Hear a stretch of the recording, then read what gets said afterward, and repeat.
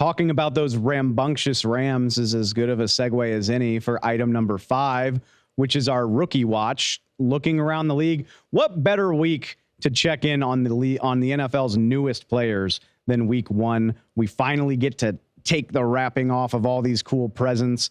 We broke it down with what we think are the 5 most impressive rookie performances of the week.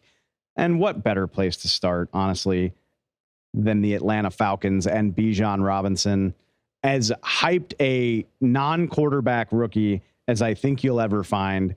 Bijan delivered on it, honestly. Home debut, wearing Michael Vick's number 7. Mike said on Sunday morning that the Falcons asked for his blessing, and he gave it.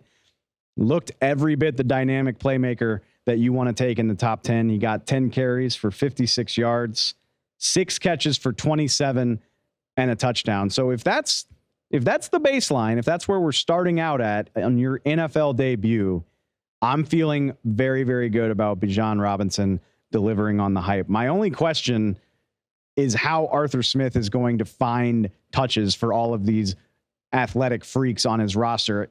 Bijan wasn't even the leading rusher on the Falcons offense. That would be Tyler Algier, who you might remember as an impressive rookie last year, outcarried Bijan 15-10 and got both of the rushing touchdowns. Now, before you say it, absolutely spare me. I don't care about your fantasy team. I don't care about your fantasy points. From the sounds of it, Arthur Smith doesn't either, saying, he doesn't care about fantasy football. 1-0 is 1-0. I tend to agree. But again, when you consider these 2 studs in the backfield and then the plethora of options the Falcons have in the passing game, that is going to be a delicate balance. But I'm going to step out on a limb and say Bijan Robinson is going to be a big, big part of it. Now, the next guy in a losing effort, I think maybe even more promising, that would be Indianapolis's Anthony Richardson, obviously the number 4 overall pick in the draft, goes down to Jacksonville at home in his debut. But as I had a chance to talk to Kenny Albert and Jonathan Vilma, who were on the call in Indy, still plenty to feel good about from that performance.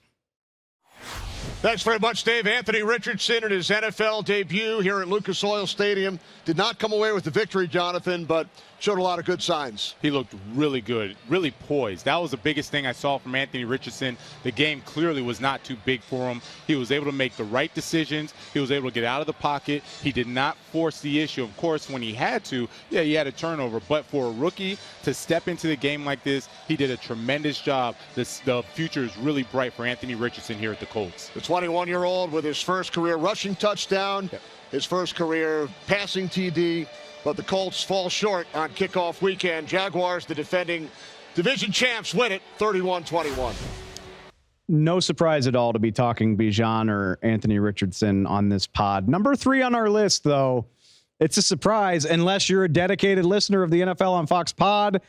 If that wasn't a giveaway enough, we're talking Puka Nacua, the Rams wide receiver who went off in his NFL debut. Now, it's cool enough for a rookie to do, but a 5th round pick number 177 out of BYU, shooting out of virtually nowhere. Again, unless you're our own Peter Schrager. Peter, with the call of the weekend, I already said it once on the show, I'm going to keep saying it, to call that shot. Yeah, Peter knows some people, or he's got some incredible intuition. Because this guy catches. Look, I mean, it's one thing to say like, oh, Puka Nacua is going to have a good season, and then 3 catches for 40 yards is a great day for a rookie. No. Puka Nacua 10 for 119 in a surprise win against the Seahawks in Seattle. Incredibly impressive. How about this? The only wide receivers in the NFL who finished with more yards than Puka Nacua on Sunday: Tyreek Hill, Justin Jefferson, Brandon Ayuk. That's the company you're keeping. Pick number 177. Can't say enough about it. I think it's so damn cool. Good on you, Puka. Let's keep it in the wide receiver family for our number 4 rookie standout. That would be Zay Flowers of the Baltimore Ravens. Again, this is a performance that I think we saw coming, those of us that follow the draft, but it was very fun to see Zay Flowers put it on tape. Baltimore gets the win against Houston. Zay Flowers leads the Ravens in yards, 9 catches for 78 yards in his first career game. I think this is noteworthy not because of Zay Flowers doing some heavy lifting. Again, we kind of expected that. But remember, unfortunately, Baltimore loses J.K. Dobbins in this game. No, I don't think Zay Flowers is going to get carries out of the backfield. But unfortunately, for a Ravens team that consistently seems to be dealing with injuries, they are shorthanded again.